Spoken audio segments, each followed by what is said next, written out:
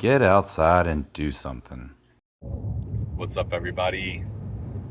We all loaded up, got the back of the truck loaded, got the family loaded, and the dogs too, and we're headed up into central Louisiana to go to the Kisatchie National Forest.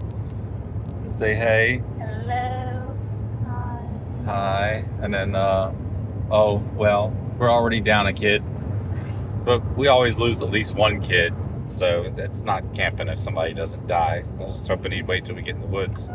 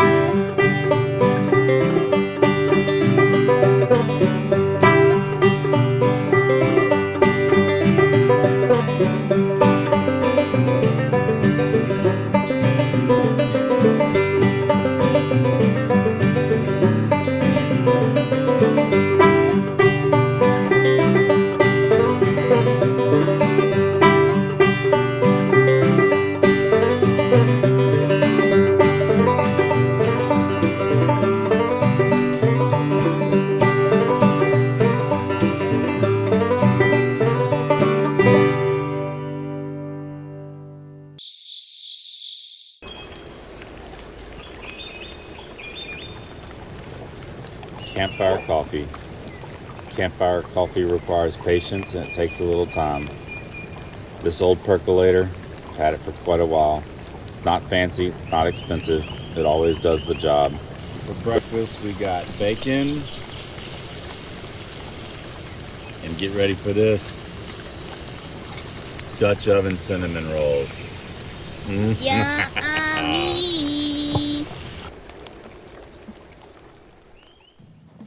Hey y'all, so we're gonna do a little video real quick showing y'all how we like to split firewood. It might not be the fastest way to do it, but it's definitely safe.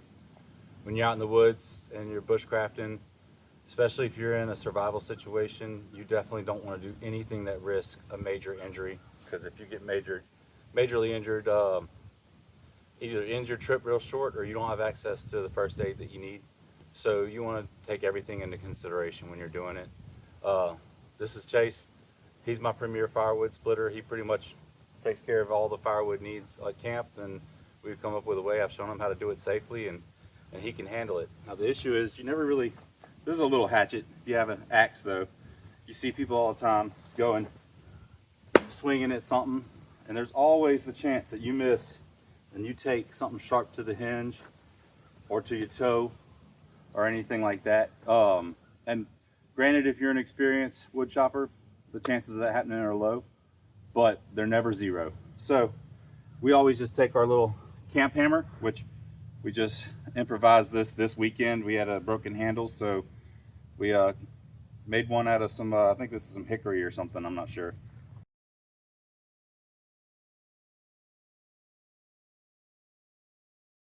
So Chase is going to show y'all how we like to split firewood.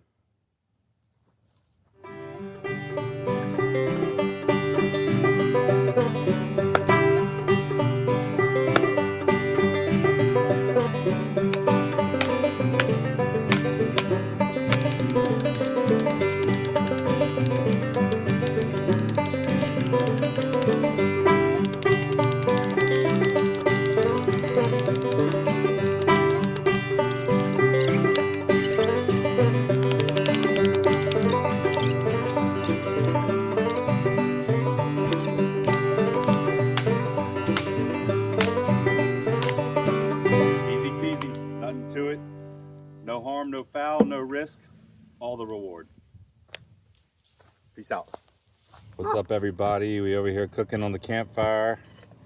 We got us some teriyaki pork and broccoli, some white rice cooking over here.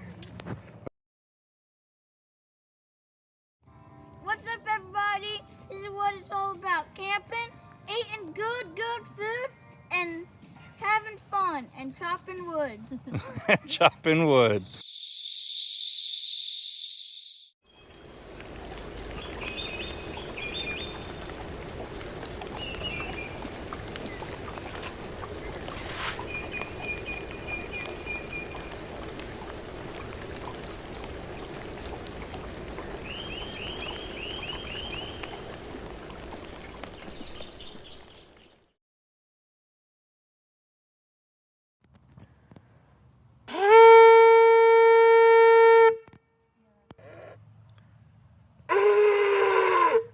Give it one more shot. Okay.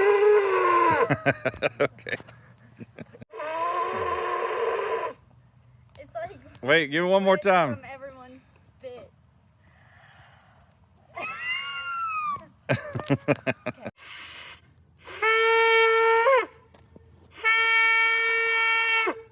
There you go.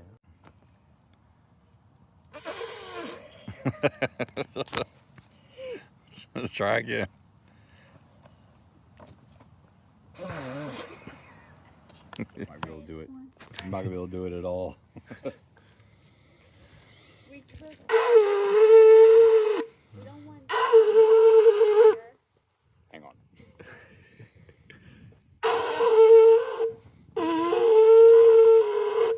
Might be my best.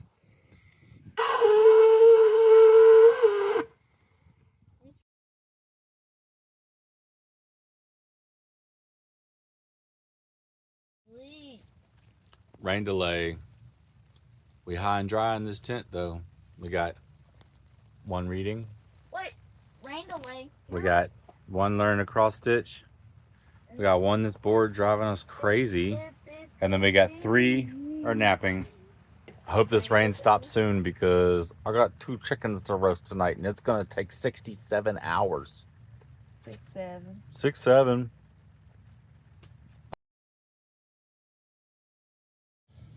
So tonight's dinner is gonna be rotisserie chickens over the campfire.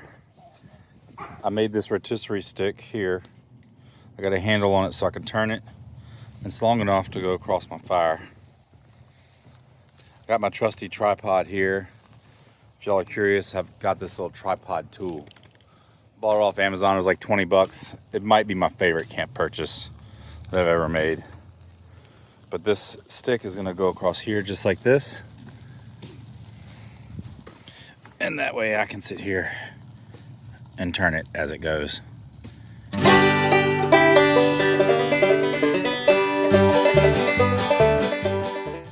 Step 2, got some Trinity right here. If you don't know about the Trinity, you ought to, but it is essentially bell pepper, onion, and celery. It is, other than roux, probably the most important basis for every Cajun meal ever made.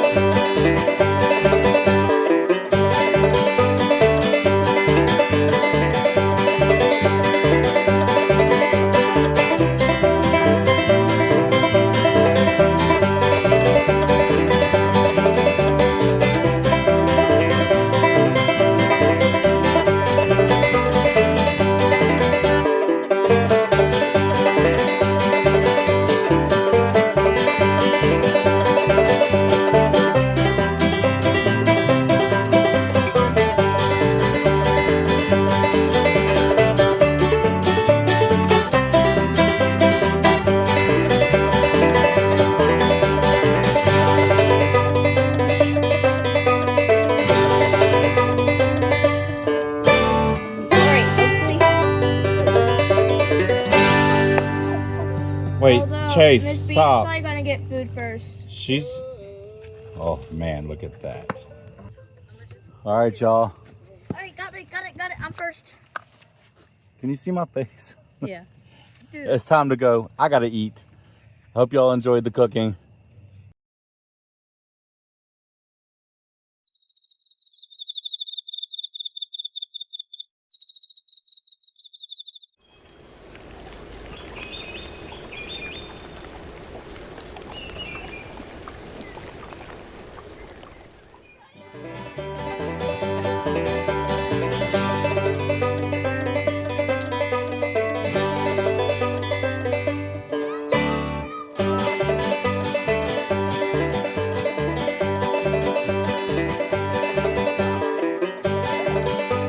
Get that stick, Gumbo!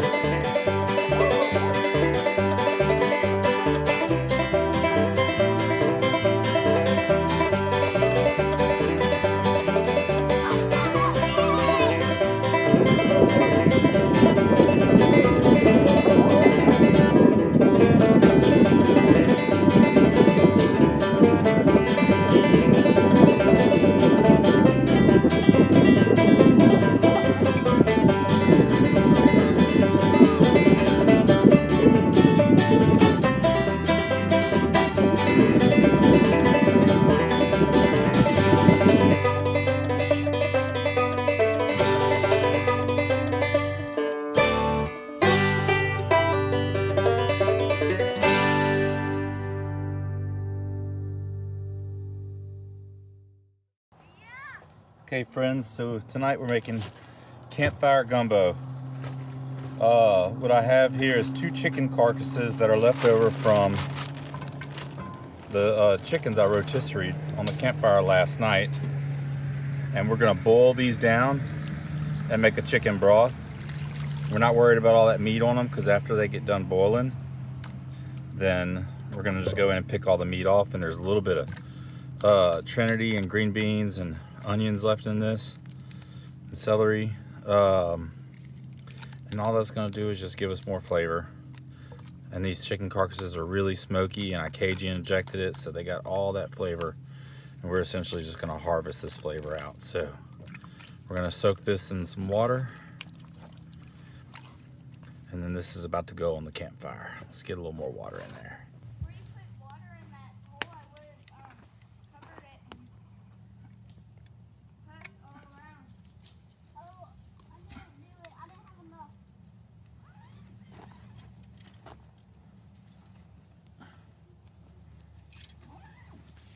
First part of making a proper gumbo is to have a clean workspace. That's the part I'm usually not good at. But we got sprinkles involved tonight, so we pulling out all the stops. Okay, gumbo's simple.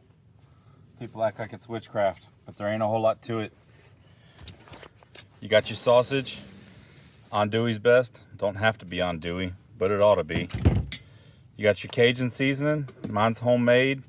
Some Slappy Mama works, that's a big thing pop people are a fan of. Tony Chachere's great, I've used it in a lot of cooking. I like my homemade stuff because it just tastes better out the garden. You got chicken meat. I got a mix of white and dark. Dark is always better because your white meat turns to get stringy in the pot, but this is leftover rotisserie chicken, so I'm using what I got. And then you got your Holy Trinity, the Father, the Son, and the Holy Spirit, aka celery, bell peppers, and onions.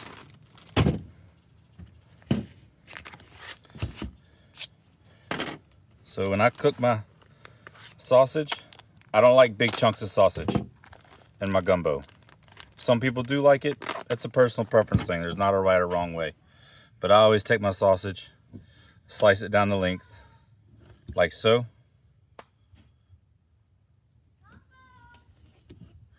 And then I like to slice it in about 1/4-inch chunks, thereabout. Plus you're exposing that surface area. This sausage has a lot of good seasoning in it. That's one of the good things about gumbo, using andouille sausage and leftover either rotisserie chicken or fried turkey, is all the seasonings that were in that meat are gonna go into the gumbo. And when it comes to seasoning a gumbo, there really ain't no wrong way to do it. But I better not ever catch you putting Old Bay in your gumbo.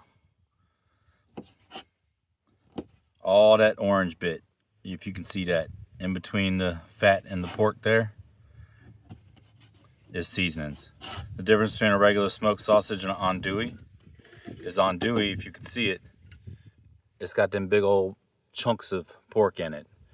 Regular sausage is ground pork. Andouille's got big chunks, and andouille's got more Cajun seasoning in it. So it changes the texture and the way the meat tastes. All right, our skillet's warmed up. Got our sausage sizzling nice and good.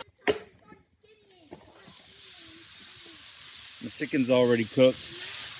The goal here is just to let it add to that gras doux in the bottom of the skillet. You kind of brown one side of it.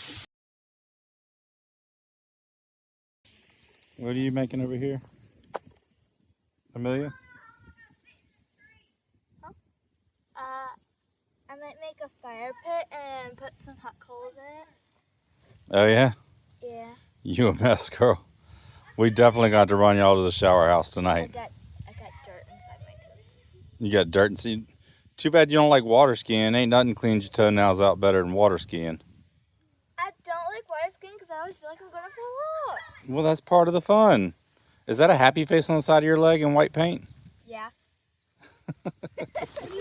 So all that gras doux that's in the bottom of that skillet is going to mix with these veggies. We're going to cook these till they're clear.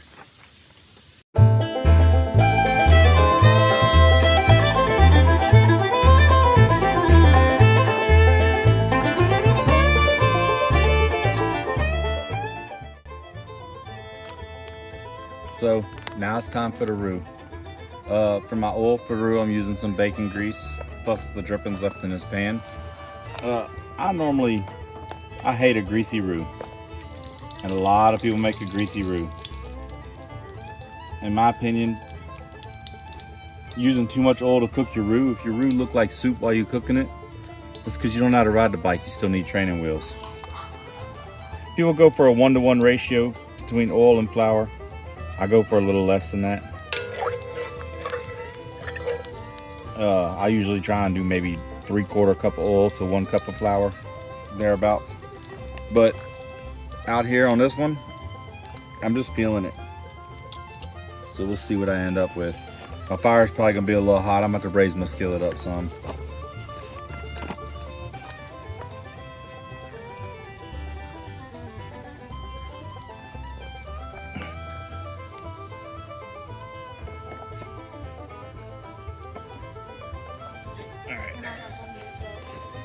We're gonna raise that up a little bit.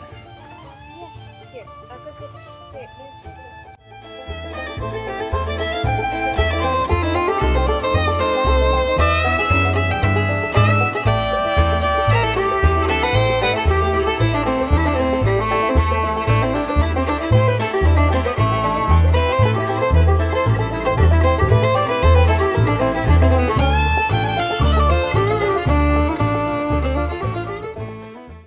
All right, let's see what this gumbo looks like in here before we add this roux.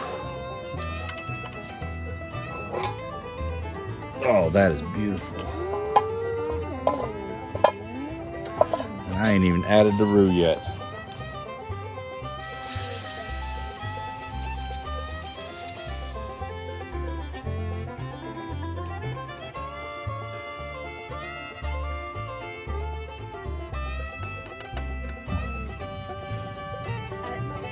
I'm gonna check on a couple things. And then we're gonna make some rice. rice. Got it. All right, we got our rice cooked to perfection. And then the gumbo has been simmering. She dark. Give her a good stir so we can see. That is a dark, thick, good gumbo. Gumbo. What's everybody think? Right next to me.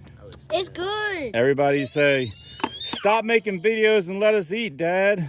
Stop making videos and let us eat, Dad.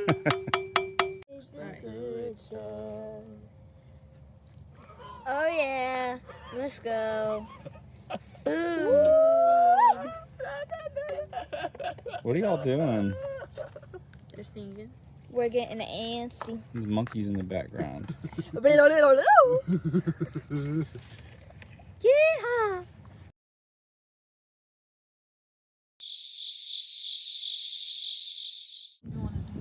Last day out. Breakfast is on Chase. What's up, everybody? This morning we're cooking some sausages. We already cooked the hot dogs. Amelia's got one right there. The stuff's out there. And we got some sausages on cooking. So, yeah. I'm a Tyrannosaurus Rex. Tyrannosaurus Rex. What are we eating with the sausages? Hot dogs on buns. We're gonna cut them in half. We're gonna put them on a bun. What Yep. are we garnishing it with? I don't know. Cheese. Oh yeah. Oh, we're gonna sing it with ashes and And some pine needles. and pine needles. It's a windy day. They're all over. Thanks, Chef.